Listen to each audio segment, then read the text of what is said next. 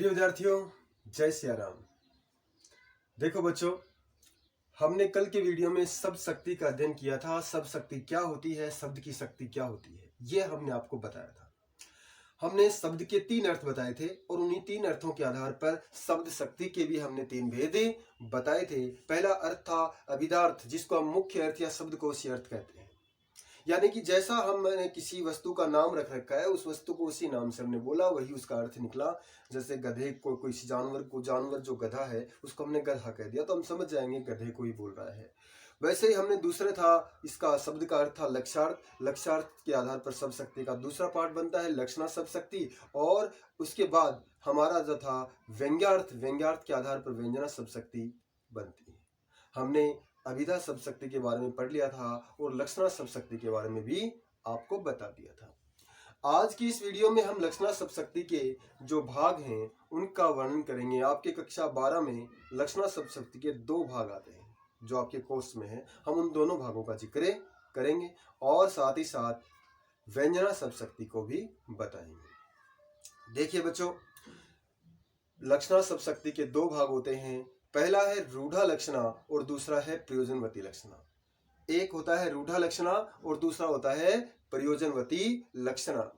रूढ़ा लक्षणा यानी कि रूढ़ी, परंपराएं इत्यादि जो हमारे यहाँ पर चली हुई हैं, उनके आधार पर अर्थ लगाना, उनके आधार पर किसी शब्द का अर्थ लगाना रूढ़ा लक्षणा के अंतर्गत आता है। जितने भी मुहावरे, लोकोक्तियां हैं, ये भी रूढ़ा लक्षणा में आएंगे। किस में आएंगे? रूढ़ा लक्षणा में आएंगे। जैसे राजस्थान वीर है, जैसे राजस्थान वीर है। अब राजस्थान वीर है तो राजस्थान किसी का नाम तो है नहीं, एक स्टेट है राजस्थान, एक राज्य है राजस्थान हमारे देश का, और वह वीर है तो राजस्थान का मतलब उसमें रहने वाले सभी लोग। राजस्थान शब्द किस उनके लिए रूढ़ है, सभी लोगों के लिए रूढ़ है। यहाँ के जितने भी लोग हैं वे, उनकी जो इतिहास है वो वीरतापूर्ण रहा है, इसलिए हम राजस्थान वीर है यानी कि राजस्थान के लोग वीर हैं। जैसे भारत और पाकिस्तान का मैच हो रहा है। अब मैंने बोला भारत और पाकिस्तान का मैच हो रहा है, क्या भारत खेल रहा है पूरा का पूरा वहां पर? नहीं, भारत की टीम खेल रही है, लेकिन टीम के लिए भारत शब्द रूढ़ हो गया। पाकिस्तान खेल रहा है, पाकिस्तान नहीं खेल रहा, पाकिस्तान की टीम खेल रही है, लेकिन पाकिस्तान के जो शब्द है उसकी टीम के लिए रूढ़ हो गया है। इसी आधार पर यहाँ पर अर्थ लगाए जाते हैं। दूसरा, जैसे जितने भी हमारे मुहावरे हैं वो भी इसमें आते हैं। आज देखिए, हमने पहले शब्द शक्ति लिख रखी है यहाँ पर। लक्षणा शब्द शक्ति के मुख्य रूप से 2 भाग होते हैं। कितने भाग होते हैं? 2 पार्ट होते हैं, रूढ़ा लक्षणा और प्रयोजनवती लक्षणा। रूढ़ा लक्षणा क्या होती है? देखिए, रूढ़ा लक्षणा की मैंने यहाँ पर परिभाषा पहले ही लिख दी है ताकि वीडियो बड़ा ना बने। जिस शब्द की शक्ति के द्वारा, यानी कि जिस शब्द की शक्ति के द्वारा किसी शब्द का रूढ़ी या परंपरा के आधार पर अर्थ लगाया जाता है। जिस शब्द की शक्ति के द्वारा किसी शब्द का रूढ़ी या परंपरा के आधार पर अर्थ लगाया जाता है, वह रूढ़ा लक्षणा शब्द शक्ति होती है। देखिए, जैसे हम एक उदाहरण लेते हैं, राजस्थान वीर है, राजस्थान वीर है।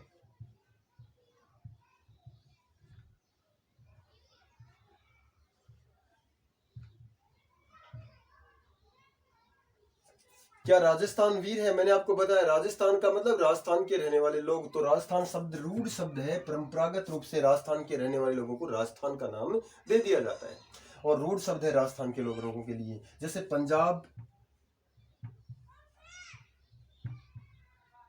रंगीला है, पंजाब रंगीला है। तो क्या पंजाब वास्तव में पंजाब रंगीला है क्या? वहां की जो स्टेट है वो जमीन रंगीली है क्या? नहीं, वहां के लोगों के रीति रिवाज इत्यादि को देखकर वहां के पंजाब को रंगीला बताया। कहने का मतलब ये है कि पंजाब शब्द जो है वो एक निश्चित भूभाग का नाम तो है, लेकिन सभी लोगों के लिए, वहां रहने वाले लोगों को हम पंजाबी बोल देते हैं, यानी कि पंजाब शब्द वहां के लोगों के लिए रूढ़ हो गया है। इसी प्रकार जहां पर लिखा जाता है या बोला जाता है वहां रूढ़ा लक्षणा शब्द शक्ति होती है। जैसे भारत की 2 पारी से हार, भारत की 2 पारी से हार। अब बताइए, क्या भारत पूरा का पूरा खेल रहा था? क्या सारा का सारा भारत खेल रहा था? नहीं खेल रहा था। खेल कौन रहा था? हमारी 11 खिलाड़ियों की टीम खेल रही थी। लेकिन भारत की हार बोला, कहने का मतलब वो टीम नहीं, उस टीम के लिए शब्द रूढ़ हो गया है भारत। इसलिए जहां पर ऐसे रूढ़ शब्दों का प्रयोग होता है वह रूढ़ लक्षणा शब्द शक्ति होती है। एक छोटा सा उदाहरण और देता हूं मैं आपको, जैसे काला कोट आ गया, काला कोट आ गया। अब काला कोट आ गया, यहां पर काला कोट आ गया का मतलब ये थोड़ी कि काला कोट चल करके आया, नहीं। काला कोट वकील के लिए, वकील का होता है और उसके लिए रूढ़ हो गया है काला कोट। तो काला कोट वकील आ गया, कौन आ गया? वकील आ गया। इसलिए यहाँ पर काला कोट शब्द का हमने प्रयोग कर दिया। तो यहाँ पर वकील को ये इंगित कर रहा है काला कोट रूढ़ी के आधार पर, इसलिए यहाँ पर भी कौन सी शब्द शक्ति होगी? रूढ़ा लक्षणा शब्द शक्ति होगी। जैसे लाल पगड़ी जा रही है, लाल पगड़ी जा रही है। अब लाल पगड़ी जा रही है, लाल पगड़ी किसकी होती है? पुलिस की होती है। आपने पुलिस को परेड वगैरह में देखा होगा, उनकी साफा जो होता है, पगड़ी जो होती है वो लाल होती है। यानी कि लाल पगड़ी जा रही है, कौन जा रही है? पुलिस जा रही है, पुलिस वाला जा रहा है। कहने का मतलब ये लाल पगड़ी एक रूढ़ हो गया है, किसके लिए? पुलिस के लिए। इस प्रकार के जहां भी होंगे वहां पर रूढ़ लक्षणा शब्द शक्ति होगी। जैसे मोहन 9-2-11 हो गया, मोहन 9-2-11 हो गया, मोहन 9-2-11 हो गया।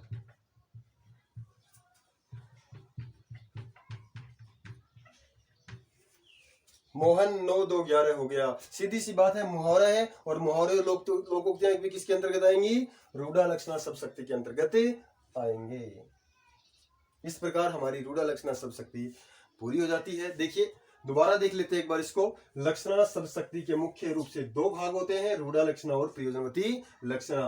रूढ़ा लक्षणा किसको बोलते हैं? जिस शब्द की शक्ति के द्वारा किसी शब्द का रूढ़ी या परंपरा के आधार पर अर्थ लगाया जाता है, वहां रूढ़ा लक्षणा शब्द शक्ति होती है। जैसे राजस्थान वीर है, तो यहाँ पर राजस्थान के लोगों के लिए राजस्थान शब्द रूढ़ शब्द है, उसका प्रयोग किया गया है राजस्थान के सभी निवासियों के लिए, इसलिए यहाँ पर रूढ़ शब्द का प्रयोग होने की वजह से रूढ़ा लक्षणा है। यहाँ पर पंजाब शब्द, पंजाब रंगीला है, यानी कि पंजाब के लोगों की जो रीति रिवाज परंपराएं हैं उनको इंगित किया गया है, तो यानी कि पंजाब शब्द पंजाब के लोगों के लिए रूढ़ हो गया है, इसलिए यहाँ पर भी रूढ़ा लक्षणा होगा। भारत की 2 पारी से भारत की टीम के लिए रूढ़ है भारत शब्द।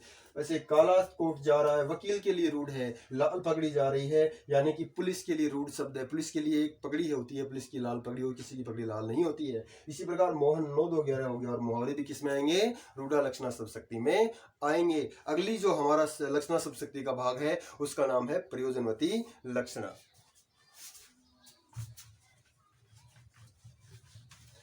हम प्रयोजनवती लक्षणा के बारे में पढ़ेंगे। प्रयोजनवती लक्षणा क्या होती है? जहां किसी शब्द का, यानी कि शब्द की वह शक्ति जिसमें क्या होता है, किसी शब्द का किसी प्रयोजन यानी कि उद्देश्य को ध्यान में रखते हुए अर्थ लगाया जाता है।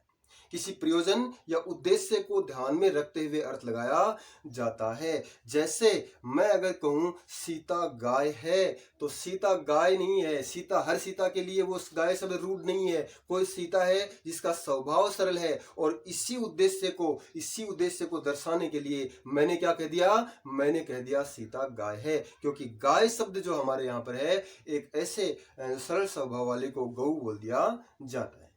इसलिए यहाँ पर प्रयोजनवती लक्षणा होगी, क्योंकि यहाँ पर सीधी सी बात है कि प्रयोजनवती लक्षणा इसलिए होगी क्योंकि यहाँ पर किसी उद्देश्य को ध्यान में रख करके मैंने सीता को गाय कहा है।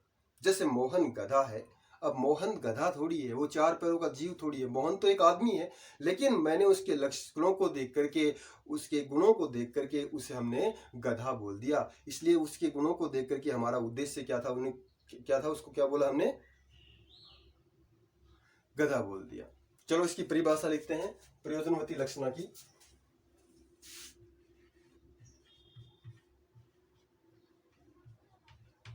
प्रयोजनवती लक्षणा की परिभाषा क्या होती है?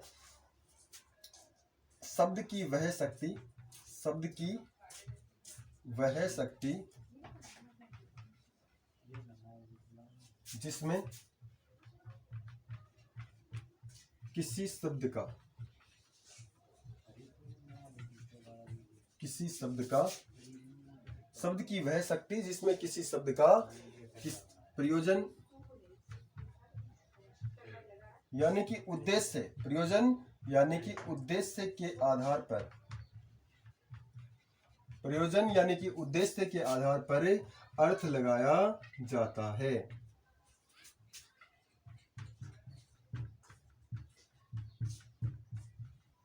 वो कौन सी शब्द शक्ति होती है? प्रयोजनवती लक्षणा शब्द शक्ति होती है। जैसे मैं भी आपको बता रहा हूं, जैसे गौरव शेर है, गौरव शेर है। अब गौरव के लिए रूड नहीं है शेर, लेकिन सीधी सी बात है, गौरव का स्वभाव है वो शेरों वाला है, उसका दिल जिगर जो है मजबूत कठोर दिल वाला है, उस ताकतवर है। इसलिए हमने उसको, हमारा उद्देश्य क्या है ये बताना, गौरव को शेर कहने का हमारा उद्देश्य क्या है ये बताना कि भुवन जो है, गौरव जो है वो शरीर से मजबूत है और हृदय से भी मजबूत है और ताकतवर भी है। हमारा उद्देश्य रहा, इसमें हमारा प्रयोजन रहा कुछ न कुछ इसको बोलने में, और इसीलिए यहाँ पर कौन सी शब्द शक्ति होगी? प्रयोजनवती शब्द शक्ति होगी, लक्षणा शब्द शक्ति होगी। अगला उदाहरण हम देखते हैं, जैसे सीता गाय है, सीता गाय है। अब मुझे ये बताइए, सीता गाय है, क्या सीता वास्तव में गाय है जिसके 4 पैर 2 कान 1 पूंछ होती है? नहीं होती है, नहीं है ना? नहीं, सीता तो कोई लड़की है, कोई महिला है जिसको हमने गाय कह दिया। गाय कहने का उद्देश्य क्या है? उद्देश्य ये है कि हम उसके बताना चाहते हैं कि वह बिल्कुल सरल स्वभाव की है। उद्देश्य की बात की ना, इसलिए प्रयोजनवती लक्षणा हो गया। कौन सा लक्षणा हो गया? प्रयोजनवती लक्षणा हो गया। जैसे हम तो गंगावासी हैं, हम तो गंगावासी,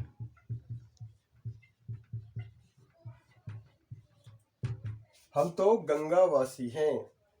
अब यहां पर गंगावासी कहने का मतलब क्या है? मेरा एक उद्देश्य है कि मैं गंगा के किनारे रहता हूं, गंगा के नजदीक रहता हूं। जैसे घनश्याम का घर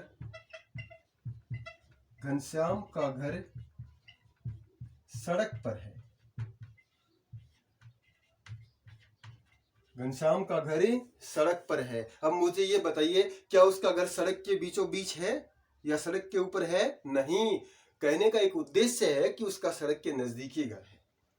इसी प्रकार जहां पर उद्देश्य को ध्यान में रख करके बातें कही जाती हैं, वहां होती है प्रयोजनवती लक्षणा शब्द शक्ति। मेरे ख्याल से आप सभी को ये समझ में आ गया होगा। अब हमारी अगली शब्द शक्ति है, वो है शब्द शक्ति का तीसरा भाग, व्यंजना शब्द शक्ति। देखिए मित्रों, व्यंजना शब्द शक्ति क्या होती है? इसमें व्यंग्यार्थ होता है। इसमें ना तो लक्षणों के आधार पर अर्थ निकलता है और ना ही सीधा सीधा अर्थ निकलता है, इसमें कोई तीसरा ही अर्थ निकलता है। बोलने वाला अपने हिसाब से बोलता है और सुनने वाले अपने बुद्धि और आवश्यकता के अनुसार अर्थ निकालते हैं। सुनने वाले अपनी बुद्धि और आवश्यकता के अनुसार अर्थ निकालते हैं।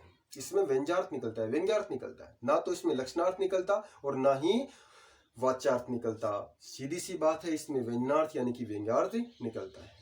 जैसे मैंने 5-10 लोग खड़े हैं, उनके बीच में कह दिया कि बरसात आने वाली है, बरसात आने वाली है। अब उनमें से कोई व्यक्ति ऐसा है जिसने कपड़े धो करके अभी बाहर सुखाए थे, वह क्या सोचेगा कि मुझे वो कपड़े जो हैं अंदर रखने चाहिए, घर जाना चाहिए। किसान सोचेगा मुझे खेत में जाना चाहिए और खेत की मेड़ कहीं टूटी हुई तो नहीं है, उसको ठीक करना चाहिए। इसी प्रकार सभी लोग अपनी अपनी आवश्यकता और बुद्धि के अनुसार अर्थ निकालेंगे। इसलिए यहां पर कौन सी शब्द शक्ति होगी? व्यंजना शब्द शक्ति होगी। कौन सी होगी? व्यंजना शब्द शक्ति होगी। जैसे कोई व्यक्ति कहता है शाम हो गई, जैसे घनश्याम ने कहा शाम हो गई, इस बात को अगर पुजारी सुनेगा तो वो क्या अर्थ निकालेगा? वो यही तो अर्थ निकालेगा ना कि पूजा का समय हो गया है। अगर कोई गृहिणी सुनेगी इस बात को, वो अर्थ निकालेगी कि खाना बनाने का वक्त हो गया है। इसी प्रकार जो बाहर खड़ा हुआ घूमने गया हुआ व्यक्ति, वह सोचेगा घर चलना चाहिए, शाम हो गई है, रात होने वाली है। इसलिए जहां पर ऐसा होता है वहां होती है व्यंजना शब्द शक्ति। व्यंजना शब्द शक्ति की परिभाषा ये है कि जहां शब्द का अर्थ कौन सा? वाच्यार्थ और लक्षणार्थ दोनों ही जो है मौन हो जाते हैं, उनके द्वारा अर्थ नहीं निकलता। जहां पर व्यंग्यार्थ के द्वारा अर्थ निकला जाता है वहां पर होती है व्यंजना शब्द शक्ति। मैं एक बार इसकी परिभाषा आपको लिख के बता देता हूं व्यंजना शब्द शक्ति की।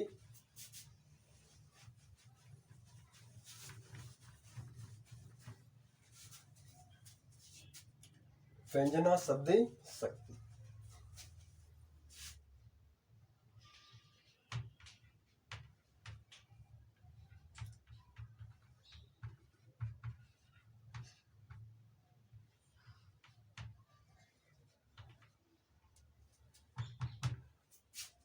जहां किसी शब्द का अर्थ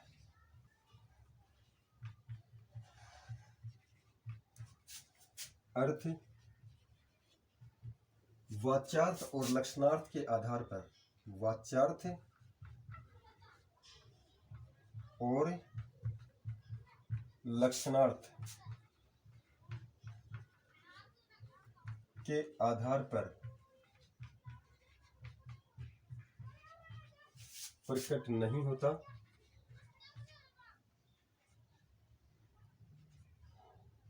प्रकट नहीं होता,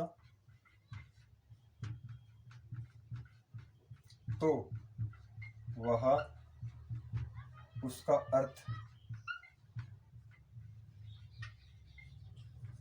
व्यंग्यार्थ के आधार पर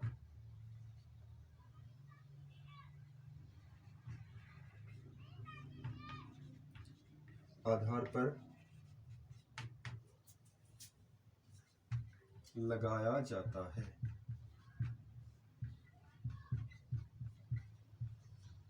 वहां कौन सी शब्द शक्ति होती है? व्यंजना शब्द शक्ति होती है।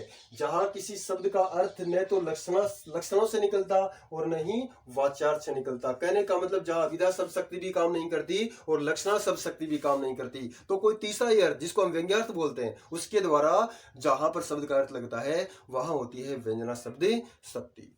देखिए, मैं आपको उदाहरण पहले भी समझा चुका हूं। जैसे मोहन ने कहा,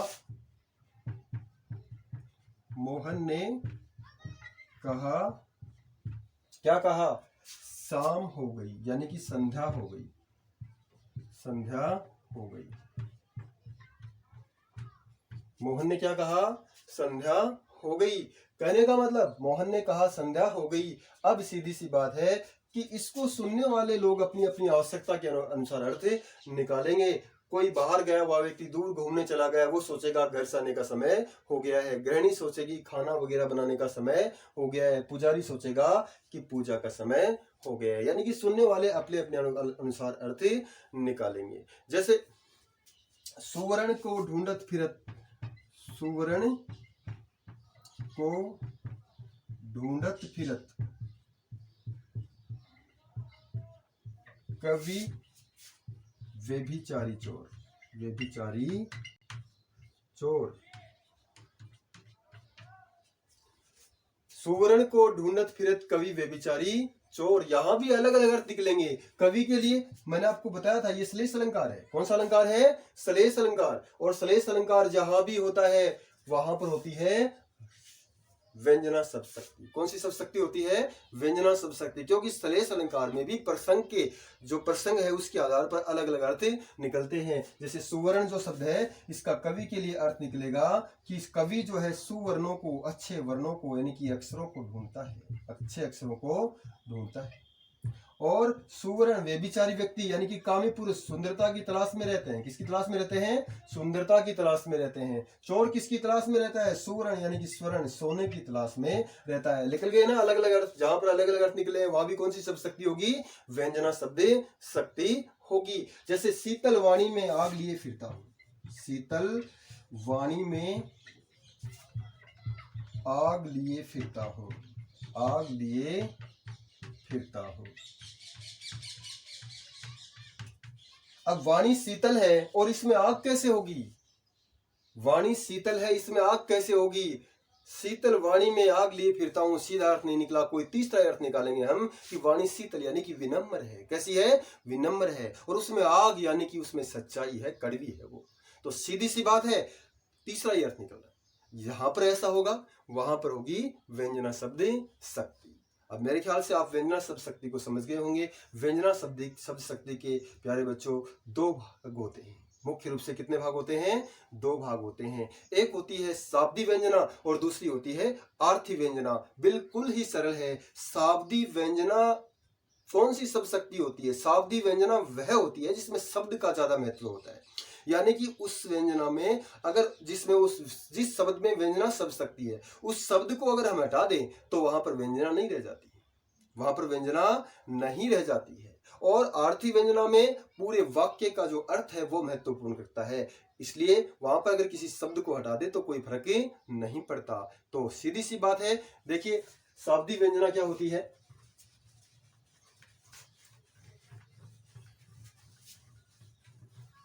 मैं आपको उदाहरण के द्वारा शाब्दी व्यंजना को समझाता हूं। शाब्दी व्यंजना शब्द शक्ति, जैसे मैंने यहां पर बोला, अभी जो आपको उदाहरण दिया था मैंने, सुवर्ण को ढूंढत फिरत कवि व्यभिचारी चोर। हम यहीं पर यही उदाहरण लेते हैं ताकि आपके बिल्कुल समझ में आ जाएगा। सुवर्ण को ढूंढत फिरत, सुवर्ण को ढूंढत फिरत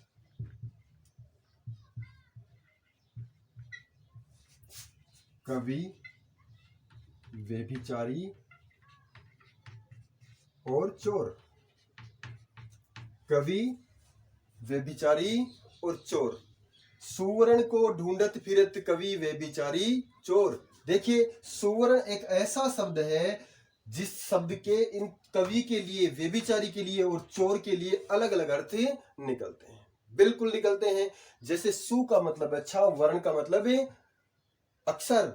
कवि जो है अपनी कविता के लिए अच्छे अक्षर, किसकी तलाश में रहता है? अच्छे अक्षरों की तलाश में रहता है, इसलिए इसका अर्थ कवि के लिए क्या निकल गया? अच्छे अक्षर निकल गया। वैसे ही व्यभिचारी, सु का मतलब अच्छा और वर्ण का मतलब रंग, अच्छे रंग वाली नायिका की तलाश में, यानी कि सुंदरता की तलाश में रहता है। यानी कि व्यभिचारी के लिए सुवर्ण का अर्थ क्या निकल गया? सुंदरता। क्या निकल गया? सुंदरता। ऐसे ही चोर भी किसी के घर जाएगा उसकी नजर सुवर्ण। सुवर्ण एक तद्भव शब्द है, इसका तत्सम होगा स्वर्ण, यानी कि सोना। स्वर्ण यानी कि सोने की तलाश में रहता है। तो यहाँ पर तीनों ही अलग अलग अर्थ इसके तीनों के लिए निकल गए। जहां पर अलग अलग अर्थ निकलेंगे वहां पर कौन सी शब्द शक्ति होगी? शाब्दी व्यंजना। कौन सी होगी? शाब्दी व्यंजना की उदाहरण मैं आपको समझा रहा हूं। शाब्दी व्यंजना, ध्यान रहिए, शाब्दी व्यंजना यानी कि श्लेष अलंकार। सीधी सी बात है, श्लेष अलंकार जहां भी होगा वहां शाब्दी व्यंजना होगी। देखते हैं इसमें शाब्दी व्यंजना है कि नहीं, शब्द महत्वपूर्ण है कि नहीं। देखिए सुवर्ण शब्द को अगर हटाकर इसका अगर अर्थ लिख दे हम सोना,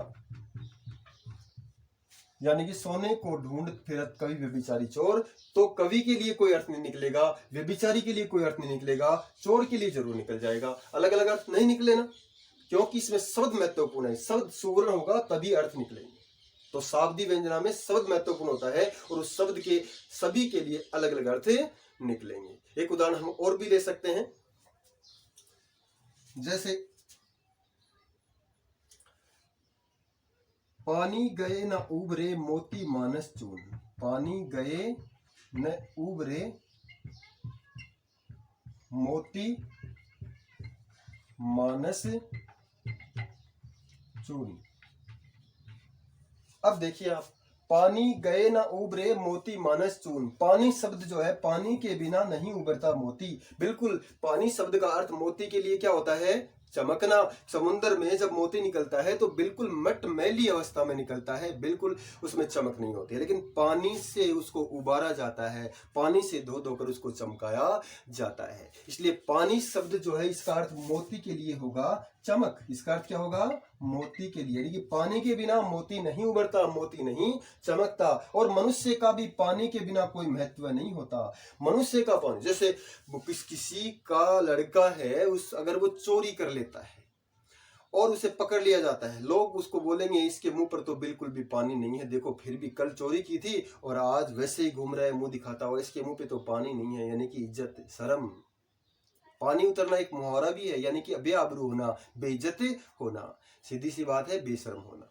तो पानी का शब्द मनुष्य के लिए, यानी कि मनुष्य, मानस, मानस का मतलब क्या होता है? मनुष्य। मनुष्य के लिए क्या होता है? पानी शब्द का अर्थ इज्जत होता है। क्या होता है? इज्जत। पानी के बिना यानी कि इज्जत के बिना मानस का कोई महत्व नहीं है, मनुष्य का कोई महत्व नहीं है। चून, चूना होता है, चूना, चूना ले लीजिए, आटा ले लीजिए, इसको आटे को गीला किए बिना क्या हम उसको खाना बना सकते हैं? नहीं बना सकते। ऐसे ही चूना होता है, चूने को जब तक पानी नहीं मिलाएंगे उसको कली वगैरह में, लिपाई वगैरह में, प्लस्तर वगैरह में उसको इस्तेमाल नहीं किया जा सकता। सीधी सी बात है, पानी से वो गीला होगा, पानी से क्या होगा? वो गीला होगा, तभी तो हम उसका उपयोग ले सकेंगे। पानी का अर्थ चूने के लिए हो गया गीला। क्या निकल गया? गीला। यहां पर आप देखिए शब्द महत्वपूर्ण है कि नहीं है। पानी शब्द की जगह अगर हम जल रख दें तो जल का मोती के लिए तो अर्थ निकल जाएगा, लेकिन मनुष्य के मुंह पर जल नहीं है, कोई अर्थ नहीं निकलेगा। आटे के लिए भी जल का निकल जाएगा, लेकिन मनुष्य के लिए इसका कोई अर्थ नहीं निकलेगा। इसलिए यहाँ शब्द महत्वपूर्ण है। तीनों का तीनों अर्थ, तीनों के लिए तीन अर्थ तभी निकलेंगे जब यहाँ पर पानी शब्द होगा। कौन सा शब्द होगा? पानी शब्द होगा, वरना मनुष्य के लिए जल का कोई अर्थ नहीं निकलेगा। तो सीधी सी बात है, यहां पर होती है शाब्दी व्यंजना, इसमें शब्द का महत्व होता है। दूसरी हमारी है आर्थी व्यंजना, इसमें शब्द का कोई महत्व नहीं होता। देखिए हम आपको दिखाते हैं, अभी समझेंगे आप तो समझ में आ जाएगा कि शब्द का वास्तव में इसमें कोई महत्व नहीं होता, शब्द के अर्थ का होता है। जैसे घनश्याम ने कहा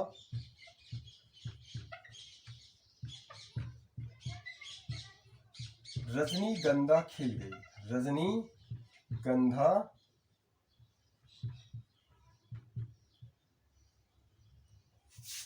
खिल गई।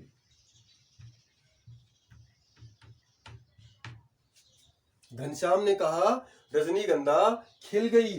अब मुझे बताइए, शब्द का यहाँ पर कोई महत्व नहीं है, रजनीगंधा का पर्यायवाची रख दे तो भी कोई महत्व नहीं है। रजनीगंधा एक ऐसा पुष्प, ऐसी बेल है जिसके पुष्प जो है वो रात के समय खिलते हैं, चंद्रमा की चांदनी में खिलते हैं। इसलिए घनश्याम ने कहा रजनीगंधा खिल गई। इस बात को अगर कोई चोर सुन लेगा तो वो क्या सोचेगा कि अंधेरा हो गया है, लोग सोने वाले हैं, अब चोरी करने का समय हो गया। इस बात को अगर परिवार के लोग सोचेंगे, वो समझेंगे इसका अर्थ क्या? रजनीगंधा खिल गई यानी कि काफी गहरी रात होगी, अब सोना चाहिए। अब क्या करना चाहिए? सोना चाहिए। सीधी सी बात है, सुनने वाले अपने अपने अनुसार अर्थ लगा रहे हैं। लेकिन यहाँ पर रजनीगंधा की जगह अगर कोई इसका पर्यायवाची भी रख दे, हम दूसरा पर्यायवाची, तो सीधी सी बात है अर्थ नहीं बदलेगा। अर्थ तो वही होगा जो रजनीगंधा खिलने का अर्थ यानी कि काफी गहरी रात हो गई, यही अर्थ रहेगा। इसलिए यहाँ पर शब्द नहीं, पूरा का पूरा अर्थ जो है वो ही महत्वपूर्ण होता है। शब्द का कोई महत्व नहीं होता, चाहे आप शब्द बदल सकते हैं। इसलिए ऐसे शब्दों में यहाँ पर क्या होती है? व्यंजना शब्द शक्ति। और कौन सी व्यंजना शब्द शक्ति? आर्थी व्यंजना शब्द शक्ति। जैसे रोहित ने कहा वर्षा हो रही, वर्षा होने वाली है, वर्षा होने वाली है, वर्षा होने वाली है। सीधी सी बात है, रोहित ने कहा वर्षा होने वाली है, तो इस कथन को अगर कोई सुनेगा, जिसने कपड़े धो के बाहर सुखाए वो सुनेगा तो वो सोचेगा कपड़े अंदर रखने हैं। किसान सुनेगा खेत में जाकर मेड़ को ठीक करना चाहिए। जो लोग बाहर है घरों से वो सोचेंगे अब घर चल देना चाहिए क्योंकि बारिश में भीगे जाएंगे। पूरा अर्थ जो है वो लगाएंगे। यहाँ पर किसी शब्द का महत्व नहीं है। वर्षा की जगह आप चाहे मेघा कर दीजिए, चाहे बारिश कर दीजिए, कोई फर्क पड़ने वाला नहीं है। इसलिए शब्द का महत्व नहीं, पूरे अर्थ का महत्व है। अभी दूसरा भी आप ले सकते हैं, जैसे शीतल वाणी में आग लिए फिरता हूं, शीतल वाणी में आग लिए फिरता हूं।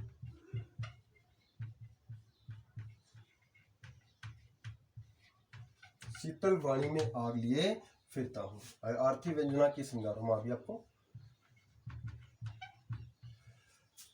शीतल वाणी में आग लिए फिरता हूं। अब बताइए वाणी शीतल, उसमें आग कैसे हो सकती है? विरोधाभास अलंकार है, ध्यान रखिए। कौन सा अलंकार है? विरोधाभास अलंकार है। प्रिय बच्चों, जहां भी विरोधाभास अलंकार होगा वहां आर्थी व्यंजना होगी, और जहां श्लेष अलंकार होगा वहां शाब्दी व्यंजना होगी। इस बात का आप ख्याल रखेंगे। जहां भी विरोधाभास अलंकार होगा वहां कौन सी होगी? आर्थी व्यंजना। और जहां भी श्लेष अलंकार होगा वहां कौन सी होगी? शाब्दी व्यंजना। यहाँ विरोधाभास अलंकार है। देखिए शीतल वाणी और उसमें आग। शीतलता और आग एक दूसरे के विरोधी हैं। देखने पर ऐसा लगता है कि वाणी शीतल, उसमें आग कैसे हो सकती है, उसमें तपन कैसे हो सकती है, लेकिन अर्थ कोई अन्य ही लग रहा है। इसका अर्थ पूरे का अलग अर्थ निकल रहा है कि शीतल वाणी में यानी कि विनम्र वाणी में आग लिए फिरता हूँ, सच कहता हूँ। क्या कहता हूँ? सच कहता हूँ, इसलिए लोगों को चुभता है, आग की तरह लगता है।